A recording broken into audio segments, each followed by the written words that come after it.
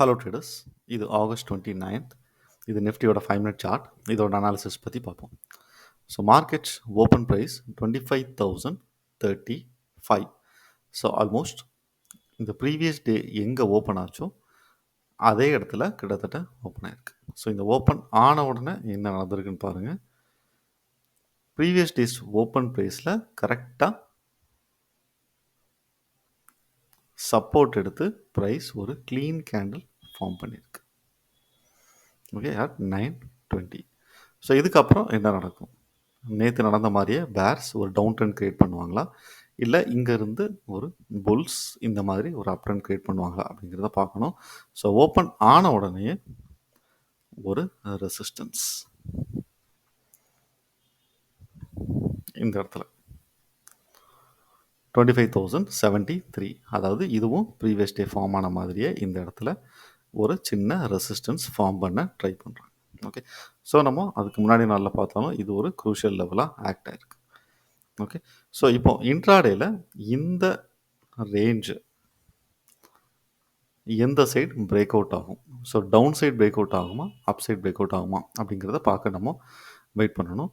So இன்றைக்கி அப் side break out ஆகி price ஸ்ட்ரைட்டாக நம்ம நேற்று பார்த்த டார்கெட்ஸ் 25,110 இந்த டபுள் பாட்டமுடைய வித் அப்படின்னு பார்த்தோம்னா கரெக்டாக அந்த இடத்துல ஸ்டாப் ஆகிருக்கு. ஸோ இங்கே 9:45ல்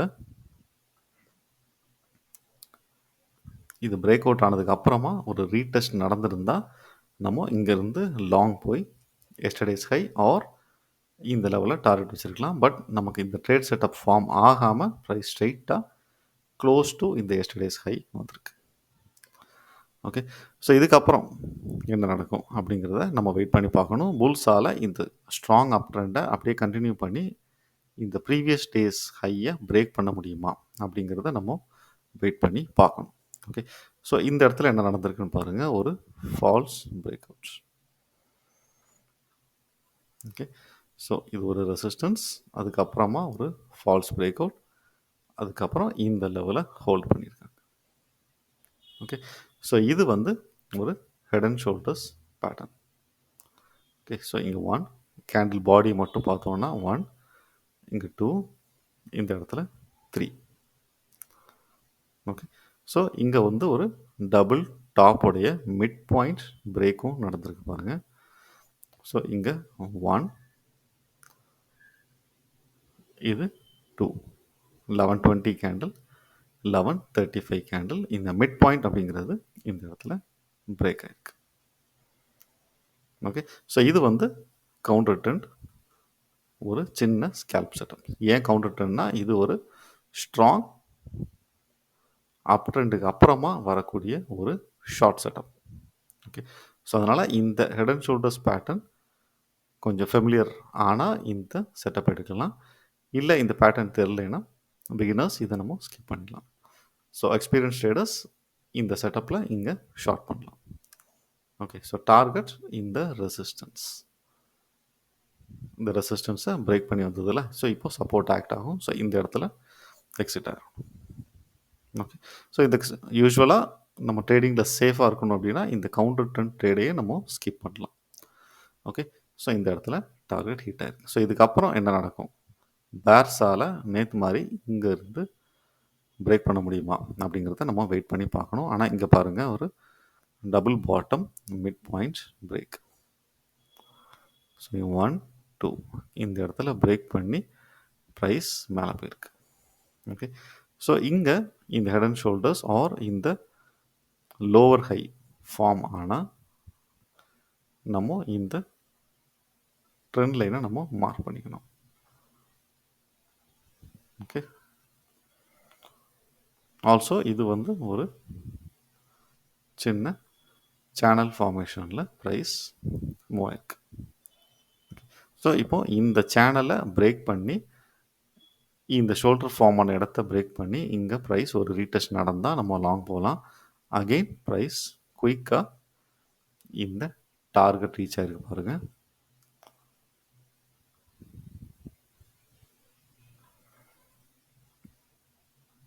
ஸோ நம்ம நேற்று பார்த்தோம்ல, ஒரு ட்ரெண்ட் சேனல் லைன் இருந்தது அப்படின்னா அது கரெக்டாக ரெசிஸ்டன்ஸாக ஆக்ட் ஆகும் அப்படிங்கிற மாதிரி. ஸோ ப்ரீவியஸ் டேயும் இதே தான் நடந்தது. ஸோ இந்த 10 சேனல் லைனில் ரெசிஸ்டன்ஸ் ஆக்ட் ஆச்சு. ஸோ நேற்றும் இந்த 10 சேனல் லைன் ரெசிஸ்டன்ஸ், அதே மாதிரி இன்றைக்கும் இந்த 10 சேனல் லைன் ஒரு ரெசிஸ்டன்ஸாக ஆக்ட் ஆகிருக்கு. ஸோ இந்த ரெண்டு லெவல்லையும், அதாவது 2500 இங்கேயும் ஆர் இந்த எஸ்டர்டேஸ் ஹையில் இங்கே ஒரு பிரேக் அவுட் ரீடெஸ்ட் நடந்திருந்தால் ஏதாவது ஒரு இடத்துல நம்ம லாங் போகிற செட்டப் கிடச்சிருக்கும். பட் ஸ்ட்ரைட்டாக இந்த சேனல் டு இந்த டார்கெட் ப்ரைஸ் குயிக்காக மூவ் ஆனதுனால நமக்கு இங்கேயும் எந்த ட்ரேட் செட்டப்பும் இல்லை. ஓகே, ஸோ இதுக்கப்புறம் இங்கே ஃபார்ம் ஆன மாதிரியே மறுபடியும் ஒரு சேனல்.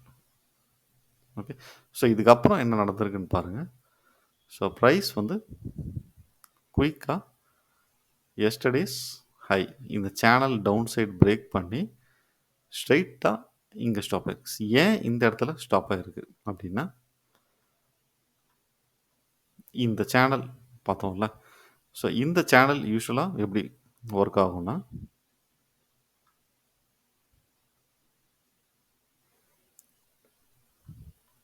ஓகே, ஸோ இந்த இடத்துல ஒரு channel upside falls break out ஆகி மறுபடியும் இந்த சேனலுக்குள்ளே வந்ததுன்னா மறுபடியும் யூஸ்வலாக இந்த இடத்துல ஒரு பிரேக் அவுட் ரீடெஸ்ட் நடக்கும். அப்படி மறுபடியும் பிரேக் பண்ண முடியலன்னா ஆப்போசிட் எண்டை பிரேக் பண்ண ட்ரை பண்ணும்.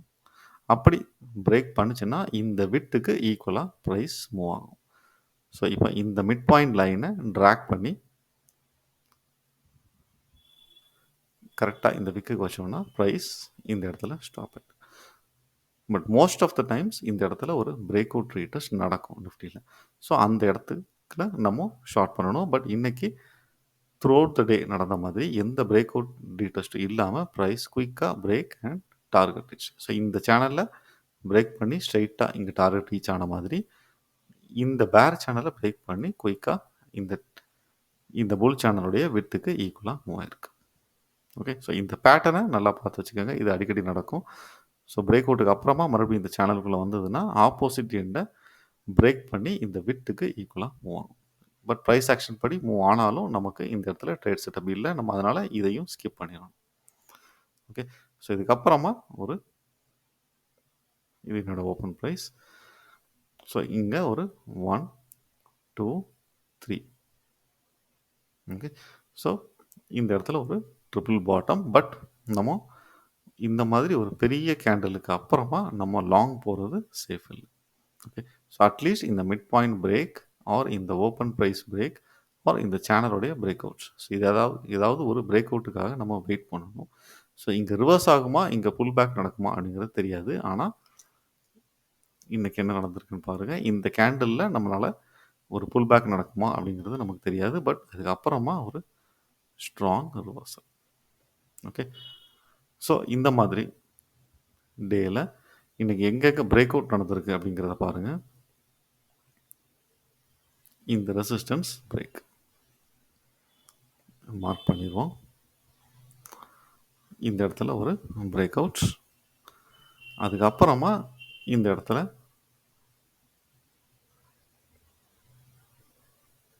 ஓகே, ஸோ அதுக்கப்புறமா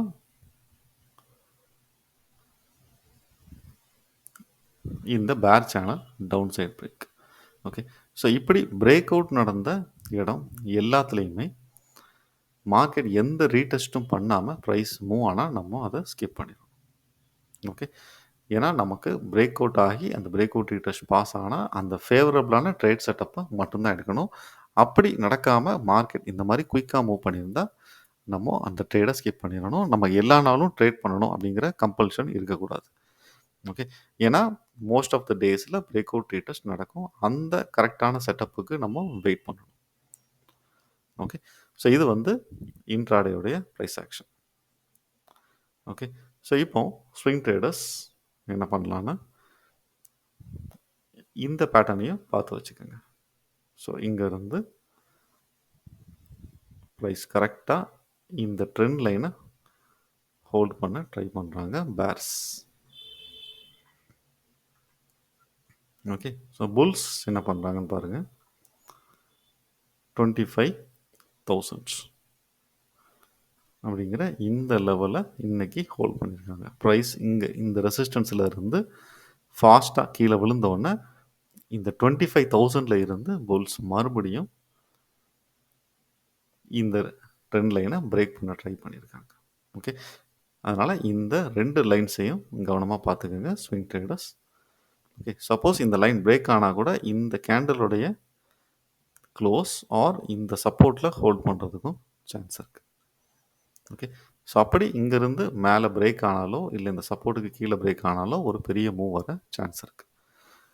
ஓகே, ஸோ இது for swing traders. Okay, so இந்த வீடியோ யூஸ்ஃபுல்லாக இருந்தால் நம்ம சேனலை சப்ஸ்கிரைப் பண்ண மறந்துடாதீங்க. நன்றி.